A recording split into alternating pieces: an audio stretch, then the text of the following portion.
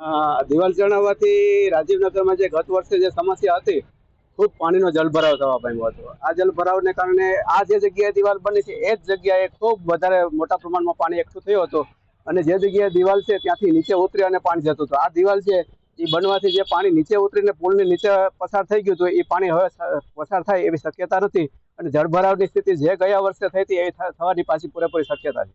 કશું જ કરવાની જરૂર નથી. ખાલી દિવાલ જે છે એ ઢોરઢાકર ના પડે અથવા તો કોઈ માણસ ના પડે એટલા માટે થઈને જે પાકી દિવાલ બનાવવામાં આવી છે એને બદલે ત્યાં ફેન્સિંગ અથવા તો પાઇપલાઇન નાખી દેવામાં આવે, એટલે બે પ્રશ્ન સોલ્વ થઈ જાય.